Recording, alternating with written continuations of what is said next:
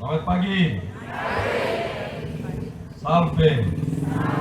Shalom. Assalamualaikum warahmatullahi wabarakatuh.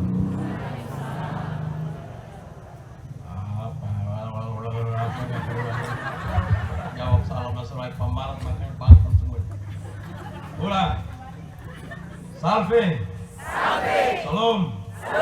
Assalamualaikum warahmatullahi wabarakatuh.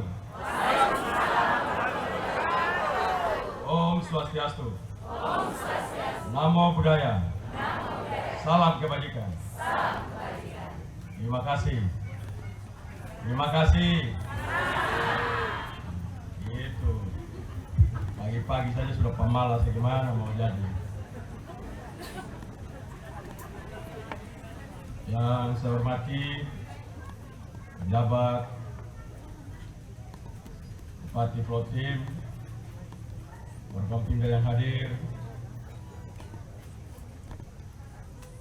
para pimpinan OPD lingkup Kabupaten Flores Timur, kepala sekolah, para guru,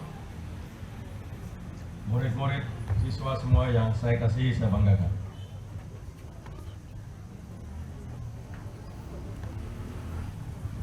Saya dalam beberapa kunjungan kerja terakhir ini, saya lebih memilih fokus untuk berada di lembaga-lembaga pendidikan. Pesannya adalah kita fokus untuk mulai membenahi sumber daya manusia Nusa Tenggara Timur. Karena tidak ada pilihan lain bagi Nusa Tenggara Timur untuk menatap masa depan selain daripada pengetahuan. Tidak ada pilihan lain. Tidak ada manusia di dunia ini yang bodoh. Hanya bagi mereka yang sial saja ketemu guru yang bodoh.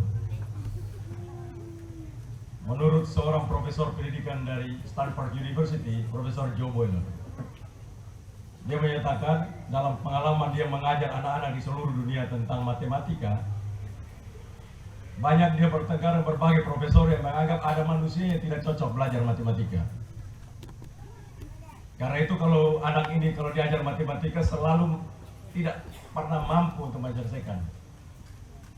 Hasil riset profesor ini, nanti kalau umpama ada yang membaca itu di buku Limitless Mind. Dalam riset beliau, mengapa ada siswa yang tidak paham terhadap matematika bukan karena dia tidak hobi matematika, tapi sang guru kurang mengerti tentang anak itu. Jadi kalau umpama murid bodoh, jangan lihat muridnya, lihat gurunya. Maka guru itu bodoh, makanya muridnya bodoh. Jadi karena itu dilarang guru menyatakan saya murid bodoh. Itu artinya dia bodoh. Ini bukan saya bilang. Seorang profesor pendidikan dari Stanford University dalam buku Limitless Mind itu disampaikan seperti itu. Dan akhirnya dia mampu menunjukkan sebuah pola, metode tepat untuk mendidik siapapun yang tidak bisa matematika dan dia buat dengan baik. Hari ini Profesor Yani Surya dalam kunjungan dimanapun dan sekarang Nusa Tenggara Timur sedang bekerja sama dengan beliau untuk mengajarkan kita cara berhitung yang paling gampang dalam matematika yang agak sulit, kita gampang sekali untuk mampu menjawab dengan baik. Metode itulah yang ingin kita bangun di dalam sistem pendidikan kita, sehingga kita gampang untuk belajar yang baik. Manusia itu butuh nomor satu logikanya, yang kedua menarasikan logika pikirnya. Seperti tarian itu indah sekali. Cuma kita duduk di sini selain daripada orang Flores Timur, ya mungkin yang mengerti. Tapi bagi orang yang bukan dari Flores Timur, tarian yang indah itu dia tidak tahu maksudnya apa. Selain dari kita menerka-nerka, mungkin berniat untuk ada tapis-tapis jagung di rumah kah, atau ini berasal dari kesiapan ibu rumah tangga menerima tamu kah. Karena aslinya tidak ada, maka tarian itu indah itu jadi kering. Logikanya tidak nyambung antara logika yang dibuat dengan narasi yang ingin dibangun. Manusia tanpa narasi itu mati. NTT punya permasalahan paling hebat itu di situ. Tanpa narasi, bergerak kaku, diam membisu. Indah tanpa narasi. Coba aja kalau kita ketemu orang, ketemu penjabat bupati Flores Timur ini, ganteng kan? Ganteng nggak ini penjabat ini? Ganteng nggak? Coba berdiri dulu Pak Doris, depan orang lihat dulu. Keren nggak ini? Nah, tinggi, hidung mancung. Nah, terima kasih duduk. Ganteng toh? Tapi kalau kita dia ketemu kita, apa kabar pagi Pak? Sepanjang hidupnya begini terus, bagus nggak?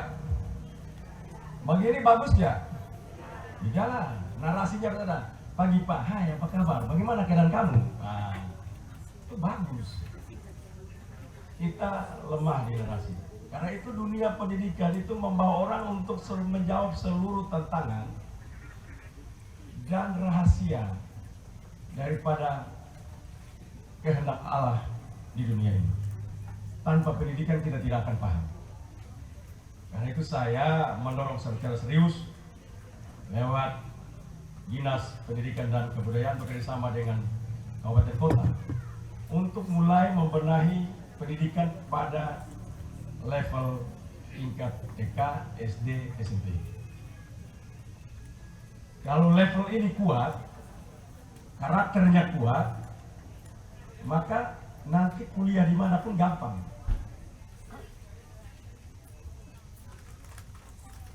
Saya selalu ketemu orang, kita itu merasa bahwa orang yang sekolah itu dan bergelar itu orang pintar. Hati-hati, bisa salah. Banyak yang bergelar, tapi mereka pintar hafal saja. Dia tidak tahu apa yang dia pelajari. Manusia itu punya pengetahuan untuk menganalisis apa yang terjadi secara sosial dan alam di lingkungannya dan memutuskan secara tepat apa yang perlu dibangun. Contoh paling gampang kita di NTT ini. Orang NTT itu sungainya itu tidak ada yang curam. Jarang sekali, pun ada jarang sekali. Baik di Flores, Sumba, Timor. Jarang sekali sungainya itu curam. Tebingnya tidak dalam-dalam, biasanya datar. Tapi kalau musim hujan, mereka bermasalah dengan banjir. Lalu mereka ribut minta apa? Rata-rata kita minta apa? Pada musim hujan kita tidak bisa lewat, lalu kita minta apa? Jembatan. Sebenarnya kalau kita benar, kalau orang berpengetahuan, maka itu analisis yang keliru minta jembatan. Karena dia tidak butuh jembatan. Pada musim kemarau dia minta dia lewat tak? Waktu musim kemarau lewat tidak dia? Airnya tidak ada kan? Airnya tidak ada. Musim hujanlah dia bermasalah banjir, maka otaknya itu minta jembatan. Nah itulah manusia yang kemampuan belajar tapi analisis lapangannya lemah.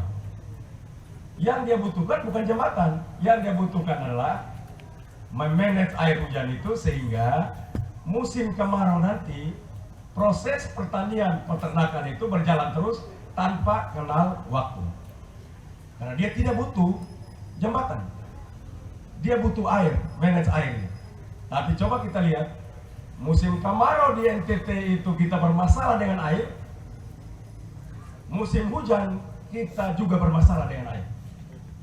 Dan itu terjadi berabad-abad.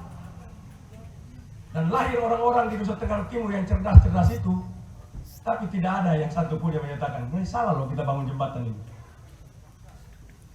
Karena itu saya tidak termasuk kelompok itu. Saya kelompok yang punya pengetahuan yang menganalisis lapangan secara baik. Dan saya katakan kita saat ini tidak butuh jembatan. Kita butuh bendungan untuk manage air itu, untuk kepentingan pada musim kemarau. Proses pertanian peternakan kita dapat berkelanjutan sehingga kita tidak berkekurangan pangan pada waktu kapanpun. Itu analisis yang tepat. Nah itu bukan pada orang dokter, tapi dokter yang sekolah paham. Ada dokter tapi tidak paham. Ada insinyur tapi tidak paham. Jadi yang kita butuh itu orang yang paham. Jadi kalau anak-anak sekolah, kamu jangan butuh ijazah. Ijazah itu tidak perlu, ilmunya kamu perlu. Satu saat ijazah itu tidak pakai lagi. Satu saat orang tidak butuh ijazah, orang butuh kamu punya pengetahuan. Nanti masuk orang tidak tanya kan, coba pengetahuanmu apa? Apalagi sekarang perusahaan-perusahaan besar, tambah lagi syarat satu. Selain dari pengetahuanmu, mereka tambah satu lagi. Apakah Anda pernah bekerja di bawah tekanan? Atau dalam pendidikanmu, pengalaman hidupmu, kamu pernah di bawah tekanan? Kalau dia bilang, oh tidak ada, wah ini anak dilatih dulu. Karena ternyata manusia itu bukan cuma knowledge saja penting, tapi adversity quotientnya penting. Daya tahan akan tekanan. Kita kadang-kadang intelektual quotientnya kita dorong. Makanya banyak anak, orang tua bilang gini, Bapak, anak saya ini pintar sekali. Pintar apa? Pintar membaca. Oh bagus, sudah mulai itu. Lalu ketemu lagi 3 tahun, Bapak, anak saya pintar sekali. Apa? Pintar apa? Pintar ingat apa yang dia baca. 10 tahun, 20 tahun lagi ketemu lagi, bagaimana? Saya pada pintar luar biasa. Dia ingat terus apa yang dia baca, buku banyak sekali. Oh, bagus. Dan rata-rata kita semua sampai situ saja. Tidak pernah mampu melakukan apa yang dia ingat, yang dia baca itu untuk dilakukan, orang nikmati apa yang pengetahuan yang dibuat itu. Makanya kalau di Facebook itu ilmunya keluar semua. Habis keluar dia makan setengah mati. Kalau bertengkar di Facebook, oh luar biasa, jago semua, pintar.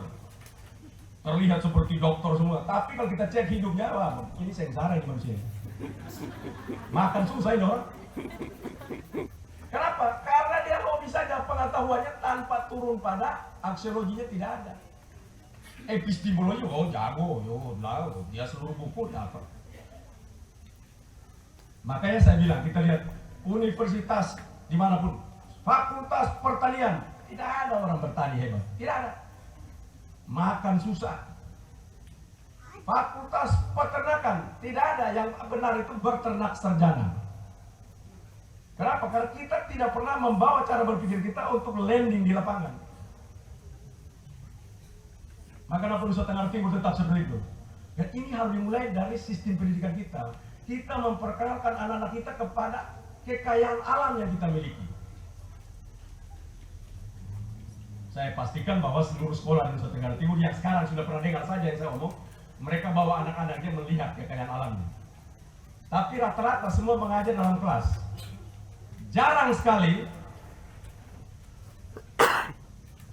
orang belajar tentang bagaimana kekayaan alam Nusa Tenggara Timur. Contoh paling gampang. Kita bermimpi untuk nanti energi ke depan. Masalah dunia ke depan itu bukan saja pangan, krisis pangan, tapi juga krisis energi. Salah satu sumber energi renewable energy di Larantuka, Flores Timur adalah tidal energy. Arus laut, energi arus laut. Pertanyaan saya, apakah kita pernah membawa anak-anak untuk belajar tentang arus laut? Pernah kita berpikir begitu? Halo? Pernah kita berpikir begitu? Pernahkah kita bawa anak-anak lihat laut itu, arusnya kalian lihat baik-baik. Ini kekayaan kita ke depan. Sekolah bikin baik ini barang ini jadi. Bangun tempat ini. Apakah kita pernah omong itu? Tidak. Halo? Tidak. Apakah kita pernah mulai masuk anak-anak di sana untuk mulai bermimpi bangun menjadi seorang teknik yang mampu membangun energi itu? Tidak. Mari kita mulai. Itu namanya restorasi pendidikan. Merestor kembali dia untuk kembali pada miliknya. Kembali untuk melihat dirinya sendiri. Jangan bicara banyak di sana, kekayaannya tidak dikerjakan. Hari ini di Sumba, saya sedang mendorong mereka untuk serius belajar tentang energi baru terbarukan khususnya matahari.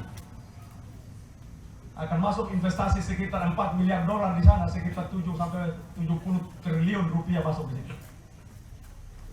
Hanya dari matahari. Renewable energy datang dari solar farm. Dunia menuju ke situ. Dan Nusa Tenggara Timur punya kekayaan yang luar biasa, khususnya Flores Timur. yang punya kekayaan luar biasa, tajam energinya sangat luar biasa. Kita harus ke sana sekolahnya. Jangan sekolahnya itu satu. Pilihan kalau saya ini tidak salah ya, bukan salah, tapi pilihannya itu jangan terus seperti itu. Masa mayoritasnya begini, nanti susah. Satu. Mau jadi apa? Nomor satu paling banyak PNS. Oh, saya ngerti. Orang pagi-pagi bangun lihat bapak mamanya, tetangganya pakai pakaian yang warna apa itu? Warna keki itu. Itulah di dalam benak mereka, ini dia sudah pakai yang kita pakai nanti. Maka mayoritas pertanyaannya kalau kita tanya dimanapun, jawaban mereka kalau nanti besar menjadi apa? Jadi pegawai negeri. Bayangkan itu.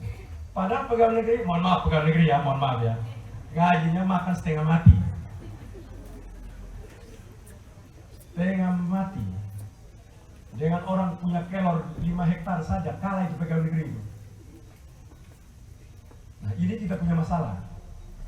Karena itu saya sedang mendorong dunia pendidikan kita untuk dia punya kolaborasi dengan local resources base-nya. Kita punya masalah lah, apa yang kita ajar tidak sambung dengan local resources base. Dia tidak pernah kenal kekayaannya. Ini kita punya masalah terbesar. Dan memang membangun ini tidak gampang, tapi harus kita mulai. Negara-negara yang sudah melalui itu lewat dunia pendidikan yang baik. Makanya para guru, nanti kita ada program. Saya sudah bilang paling programnya melatih guru-guru untuk belajar, mengajar tentang sampai ke lapangan bikin jadi. Nah guru-guru ini kita siapkan ke depan. Saya sudah bilang, Pak Menteri Pendidikan, nanti pelan-pelan saya mau ajak guru-guru yang sudah umur-umur itu, mereka keluar untuk pinjaman kur, berhenti sudah. Kita latih yang muda-muda. Nanti kita atur supaya mereka tidak sengsara maksudnya. Latih yang muda-muda, tetapi pengetahuan-pengetahuan masa depan. Kita latih, karena guru penting. Dan sekolah tidak boleh banyak, asrama aja banyak. Saya sudah bilang Pak Linus, jangan sedikit orang minta sekolah kok buka. Sekolahnya kalau sudah ada satu di situ, bangun asrama saja. Semua pindah ke situ, masuk asrama. Tidak lagi sekolahnya banyak. Sekolah negeri banyak, tapi tidak berkualitas. Lebih baik kita buat sekolahnya 1-2, asramanya banyak, penuh.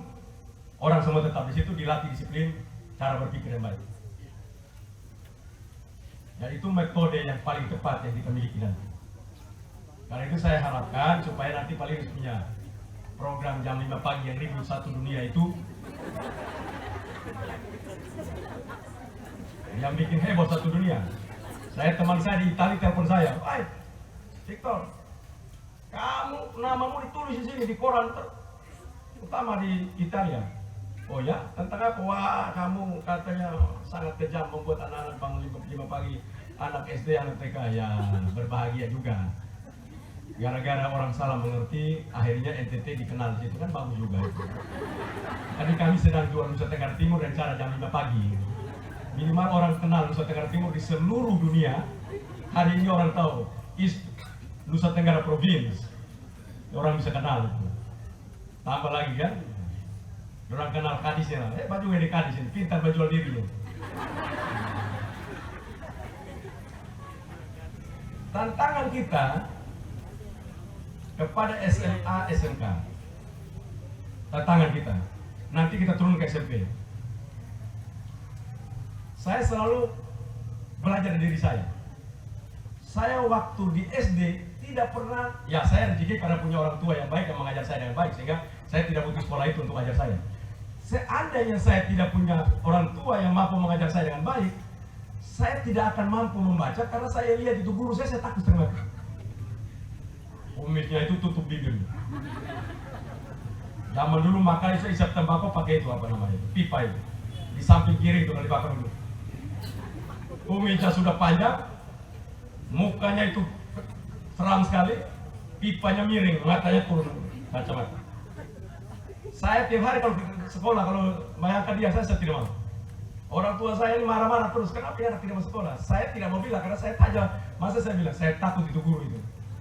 Tapi setiap kali saya pergi lihat guru itu, saya Dia ngomong apa saya tidak dengar apa-apa. Mengapa? Karena saya stres. Guru ini mukanya tidak memberikan saya kenyamanan. Karena itu saya minta kepada bapak-bapak ini, bukan mama nggak ada kumis. Bapak-bapak guru yang kalau mukanya sudah jahat, muka jahat kepada saya begitu, kumisnya cukup supaya ya agak baik sedikit lah. Nah, kalau mama di rumah protes, saya bilang mama lah ini untuk kepentingan anak-anak lah, mama diam dulu. Ya ini saya ngomong pengalaman saya. Dalam perjalanan saya belajar, mengapa saya tidak pernah mengingat satu kata pun guru itu? Dalam perjalanan hidup saya ingat guru itu dulu ajar saya apa? Di saat saya sudah jadi seseorang, saya pulang kembali kampung, dia sudah tua sangat. Saya lihat mukanya, saya membayangkan dia ajar saya dulu apa ya? Minimal ada 1-2 kata saja. Dia sempat saya ingat. Lalu saya belajar banyak dan saya baca berbagai buku. Rupanya saya karena stres, tubuh saya itu menghasilkan adrenalin yang menghajar hipokampus saya, sehingga saya blank. Jadi kalau orang takut, nervous, grogi, maka tubuhnya menghasilkan adrenalin untuk menghajar hipokampusnya. Tempat penyimpan data di kepala kita itu namanya hipokampus. Hipokampus itu kalau kita relax, dia memberikan sinyal untuk kita. Tapi kalau kita stres, hang komputernya. Sama seperti kita masuk virus. Jadi sudah siapin baik, tiba-tiba virus masuk, hang semuanya. Nah itulah manusia. Karena itu konsep jam 5.30 itu adalah sebuah konsep untuk membawa anak-anak rileks dulu. Bawa mereka dekat dengan gurunya. Nyanyi dulu, dolo-dolo dulu kalau di sini. Mereka rileks. Kenapa? Kalau dia rileks, tubuh itu menghasilkan hormon, namanya apa itu? Hormon apa? Hormon endorfin. Hormon endorfin itu hormon kebahagiaan. Setiap anak manusia punya hormon itu, tapi mesti didorong dulu untuk distimulasikan. Kalau tidak jadi. Kalau orang nyanyi, masa orang nyanyi marah-marah? Ada orang nyanyi marah-marah? Nah, nyanyi kayak tadi itu, pakai barang-barang bekas jadi itu. Saya suka itu. Itu bagi kalian yang lihat musiknya, saya tidak, itu filosofinya dapat. Apa itu? Kolaborasi. Anak-anak sedang menunjukkan kita kolaborasi, guru-guru. Kalau ada anak murid buat begitu aja, inilah kolaborasi. Supaya nanti kalau besok-besok kalau ada kolaborasi, jadi apa kolaborasi? Itulah kolaborasi. Segala macam bentuk digabung yang satu menghasilkan simfoni yang indah. Itulah kolaborasi. Kerja sendiri tidak ada simfoni. Tidak ada simfoni. Kolaborasi. Nah itu kolaborasi saya sumbanglah buat anak-anak itu makin bagus lagi 10 juta buat kalian nanti. Tugasnya kalian keliling mana-mana, pergi di sekolah-sekolah, pergi di desa-desa, bawa itu barang, pergi di setuju. Dan selesai itu jawab, inilah kolaborasi yang dimaksudkan oleh setiap orang untuk bekerja bersama. Jadi kalau di kabupaten ini kerjanya pertanian sendiri, peternakan sendiri, industri sendiri. Nah itulah di NTT paling banyak begitu. Kerja sendiri itu ada kerja orang tidak ada otak. Karena kerja sendiri itu tidak pernah maju. Kerja bersama. Saya masuk menjadi gubernur, presentasi, Bapak Gubernur, kami melakukan kolaborasi begini. Wah hebat dalam hati, kenapa kolaborasi kok gagal di provinsi? Rupanya dia omong saja. Begitu kita sampai di lapangan, mana kolaborasinya? Belum sempat koordinasi Bapak. Kolaborasi belum sempat koordinasi lagi, kita mati sudah itu. Nah, karena itu saya ingin menjadi pesan anak-anak, nilai filosofinya itu tinggi sekali. Karena itu saya harapkan dunia pendidikan kita, kembali lagi pendidikan, itu mulai menghasilkan produk. SMA, Bapak Presiden mendorong SMK, serius kepada SMK. SMK sekarang dia bilang, SMK bisa. Bisa apa? Bisanya kasih tunjuk dong. Jangan SMK bisa tapi tidak bisa. Karena itu saya bilang, kolaborasi SMK, kalau dia pertanian, dia adalah anak-anak yang hidupnya di pertanian di lapangan. Bersama Kadis Pertanian Kabupaten, Kadis Pertanian Provinsi.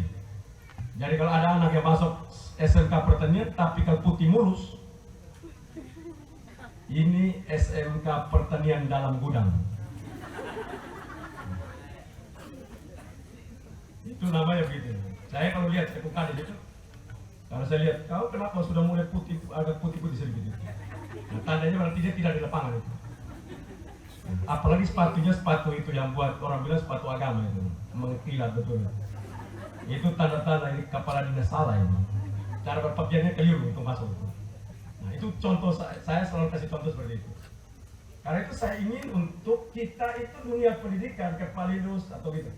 Jangan pendidikan itu jalan sendiri, bicara tentang SMK pertanian, SMK perikanan, tapi tidak punya related langsung dengan kekayaan alamnya. Tidak punya relasi dengan kadis perikanan setempat. Tidak pernah punya relasi dengan para nelayan.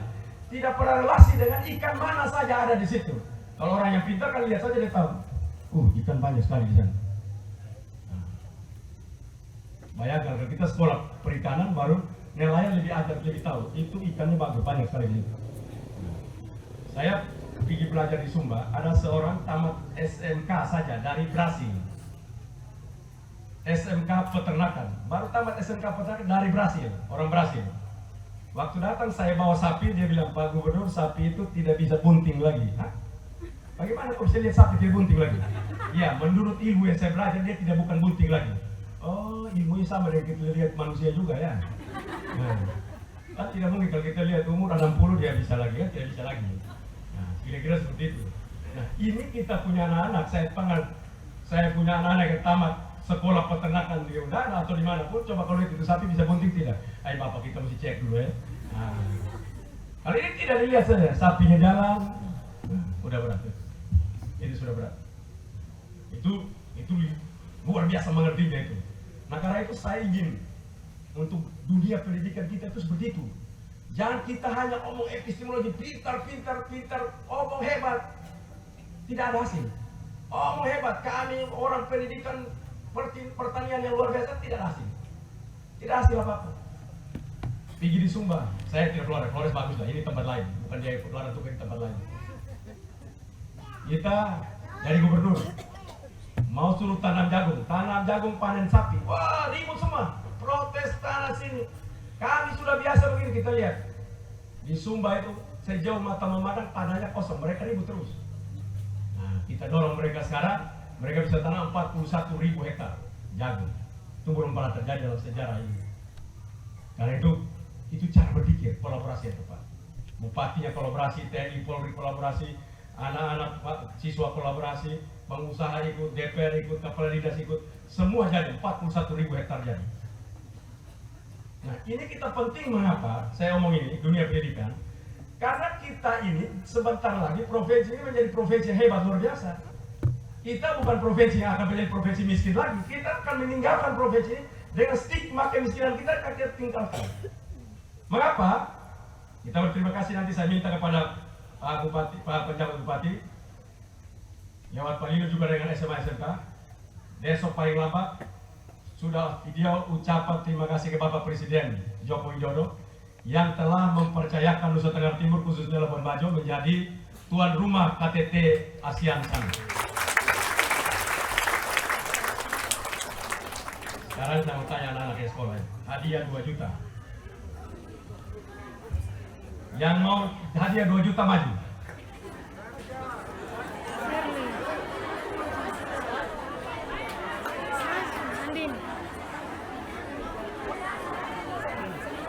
Seluruh anak siswa SMA SMK yang jawab benar hadiahnya 2 juta rupiah.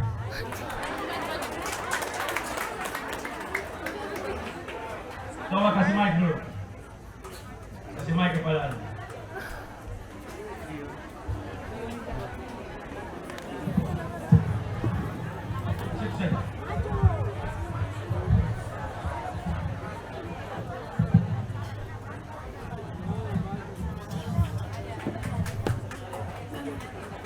Siapa nama kamu, Nona? Seli siapa? Marcelina Somnutu dari SMK Negeri 1 Adonara. Marcelina Adonara. Pertanyaan ini jawabnya kalau benar 2 juta rupiah. Kan sudah dengar tadi toh, KTT ASEAN itu ada di Labuan Bajo, betul? Pertanyaannya untuk hadiah 2 juta ini. Sebutkan negara-negara yang tergabung di dalam ASEAN.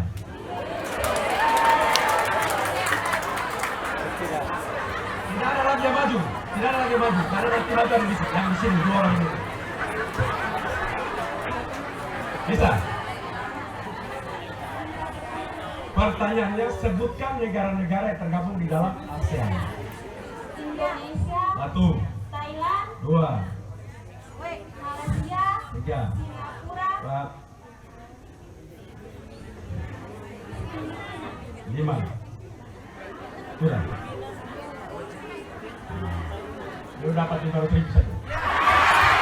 Mati. Silakan. Siapa nama kamu? Apa? Siapa saya? Yudia, Judia. Mainkan sudah Judia. Negara-negara yang tergabung di dalam ASEAN. Sebutkan negara-negara yang tergabung di dalam ASEAN. Kamu udah dari awal. Kalau kamu sama ke dia, kau tidak bertuang. Mulai coba. Pelan. Apa mulai 1?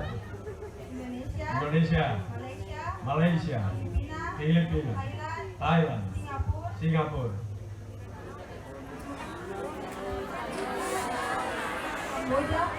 Kamboja, Brunei Darussalam.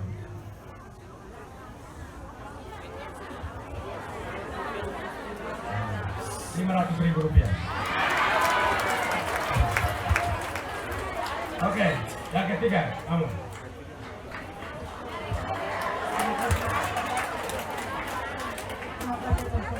Berikan untuk negara-negara yang tergabung dalam ASEAN: Indonesia, Filipina, Thailand, Singapura, Malaysia, Malaysia jangan double. Brunei Darussalam, Timor Leste, Kamboja.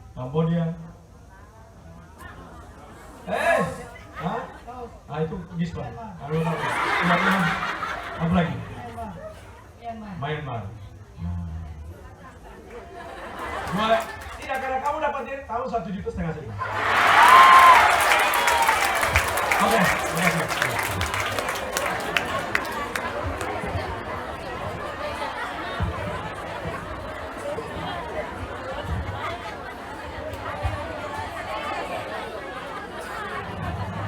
Sudah, terima duitnya.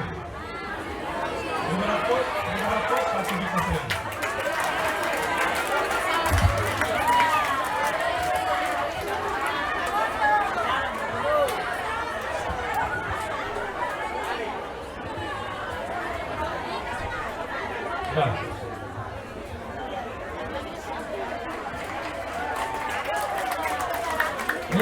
Ini jangan senang para guru. Guru. Masa jadi tuan rumah siswa-siswa tidak tahu. Mulai sudah. Pak Linus, mulai hari ini, besok saya tanya lagi di sikat, tidak boleh ada tidak tahu. Kalau enggak, kepala dinas 4 jam dengan para guru semua. Tuan rumah KTT loh. Setuju nggak? Masa tuan rumah KTT tidak tahu? Kita harus, karena itu bikin semua, termasuk. Saya sampaikan ini kenapa? Ini menjadi pintu masuk dan momentum Nusa Tenggara Timur. Biasanya orang di negara ini bikin acara di mana saja KTT? Jakarta, Bali, mana lagi? Tidak ada. Hari ini tambah Labuan Nusa Tenggara Timur. Karena itu para guru mulai, latih mereka NTT, belajar berapa kabupaten, siapa bupatinya, ajar. Kami dulu camat, bupati Flores Timur kami hafal dulu. Tidak ada yang kami tidak tahu. Masa sekarang murid-murid tidak tahu yang guru-guru di pulang kerjaan. Nanti saya tanya wakil gubernur tidak tahu, saya sepak betul-betul. Jadi itu tantangan kita. Mulai kita bangun sudah. Karena itu saya harapkan para guru mulai untuk melatih. Jangan ajar banyak-banyak. Saya dulu SD di Semau, saya sudah bisa tahu informasi Presiden Amerika terpilih adalah lahir daripada orang tua yang usaha kacang tanah, Jimmy Carter. Masih SD kelas 5 di Semau sana.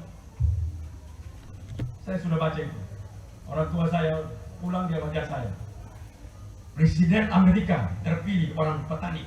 Nah, ya, informasi itu perlu kita guru-guru orang tua supaya anak-anak itu hebat. Itu tandanya saya hanya mau coba saja sambil hilang uang, sambil saya mempermalukan juga para guru. Masa KTP-nya tidak ada. Jadi besok-besok itu kita tidak ada lagi yang tanya. Timor Leste adalah negara yang terakhir akan bergabung dengan ASEAN. Karena itu saya mengharapkan karena KTP ini sudah akan ada di sini dan seterusnya karena sudah mulai akan terus berada di NTT. Maka dampaknya bukan cuma Labuan Bajo saja, dampaknya kepada seluruh pelosok Nusa Tenggara Timur akan punya dampak, termasuk di Laratuka, termasuk Flores Timur.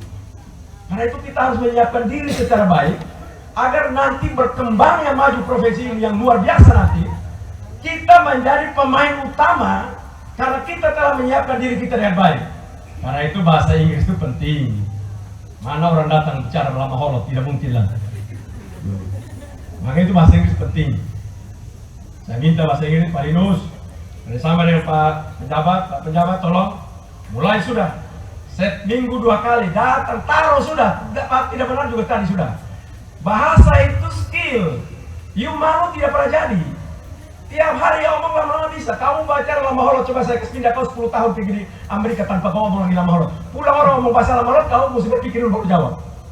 Karena kau tidak punya skill lagi untuk bicara itu. Tidak punya kebiasaan. Karena itu saya minta anak-anak semua latih mereka, bicara saja, tidak usah malu. Salah benar terus. Kita harus mulai. Kenapa? Karena kita tidak lagi seperti dulu. Nusa Tenggara Timur sudah bertumbuh berkembang hebat menjadi sebuah provinsi yang akan menjadi tujuan dari konferensi-konferensi besar dunia. Harusnya kita punya G20 itu akan ada di Labuan Bajo. Cuma karena COVID kita tidak mampu menjaga diri secara baik. Nah, ini saya harapkan kita berterima kasih kepada Bapak Presiden Joko Widodo yang mempercayakan Labuan Bajo Nusa Tenggara Timur itu. Karena saya minta videonya ya, bayarannya. Sudah salah, tidak ajar anak-anak tentang jumlah negara dan nama-nama. Nah sekarang mulai sudah. Tolong terima kasih ke Bapak Presiden Joko Widodo yang telah mempercayakan Nusa Tenggara Timur menjadi tuan rumah KTT ASEAN Summit yang ke-20 berapa? 20 berapa Bupati, penjabat? Berapa Pak Linus? 23. Nah itu tolong supaya yang begini-begini ini masuk ke kepala. Karena itu saya harapkan tadi bantuan yang sudah dapat, ada kalau dapat 1 miliar, tepuk tangan. 125 juta dia, saya bilang lama-lama ambil kembali saja. Tidak bersyukur itu. Ini ya, kalau dapat besar ada yang lebih besar, mereka tidak lihat yang kecil itu lagi. Tarik pulang dulu baru mereka sadar. Kita manusia itu selalu begitu. Yang sudah di samping itu kadang-kadang tidak dianggap. Nanti kalau sudah pergi baru menyesal. Maksudnya tempat lain, bukan di sini. Karena itu saya harapkan proses kita di dalam pembangunan di Nusa Tenggara Timur, khususnya di Flores Timur ini, saya lihat ada laporan pada saya beberapa SMA yang masih ada masalah. Saya sudah minta Pak penjabat untuk rapikan, nanti laporkan ke saya, kita rapikan dengan baik. Tapi para guru saya minta kita siapkan anggaran sekarang besar di dunia di pendidikan, Pak Linus. Tolong nanti setelah selain dari fisik, tahun depan saya tidak jadi guru lagi, tapi saya pesan tahun depan tolong menyiapkan para guru sehingga mereka mampu mengupgrade diri dengan baik. Dan kita harapkan ke depan para guru-guru yang baik ini akan juga mentransfer knowledge mereka kepada muridnya dengan baik, dan masa depan Nusa Tenggara Timur akan kita lihat. Yang penting one day Nusa Tenggara Timur siapapun datang, dimanapun dia berada, orang bicara bahasa Inggris, kita akan bisa menyambut dengan baik karena kita juga bisa. Dia sedikit-sedikit kita bunyi, jangan dia omong dia susah di situ. Jangan, kita jawab dengan baik.